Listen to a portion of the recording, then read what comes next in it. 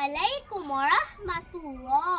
আমি রুমাইসা মাহমুদ আবৃত্তি করছি কবি সুকুমার রায়ের রচিত কবিতা জীবনের হিসাব।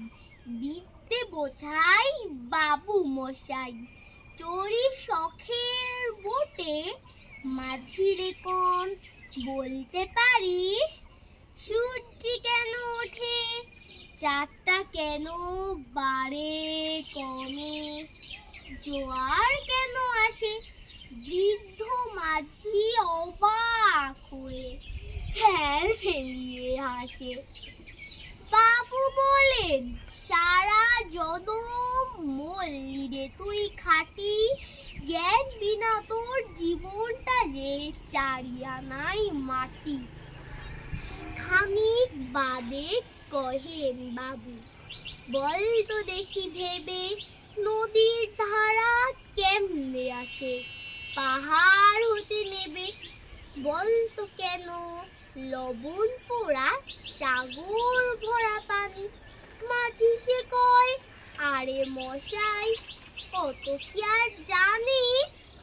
বাবু বলেন, এই বয়সে জানিস নেও তা কি, জীবনটা তোর নেহাত খেলো অষ্ট আনাই পাখি।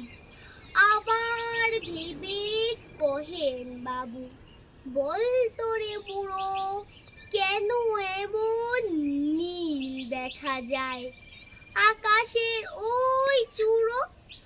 বল তো দেখি সূর্য চাঁদে গ্রহণ লাগে কেন। বৃদ্ধ বলে, আমায় কেন লজ্জা দেছেন হেন। বাবু বলেন, বলবো কি আর, বলবো তোরে কিতা, দেখছি এখন জীবনটা তোর 12 আনায় বৃথা। খানিক বাদে ঝড় উঠেছে, ঢেউ উঠেছে ফুলে। বাবু দেখেন নৌকো খানি ডুবলো বুঝি দুলে।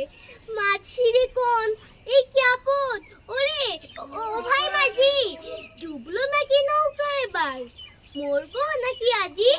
মাঝি সুধায়, সাঁতার জানো, মাথা নাড়েন বাবু। মূর্খ মাঝি বলে, মশাই এখন কেন কাবু, বাঁচলে শেষে আমার কথা, হিসেব করো পিছে। তোমার দেখি জীবনখানা 16 আনাই মিছে। সবাইকে ধন্যবাদ।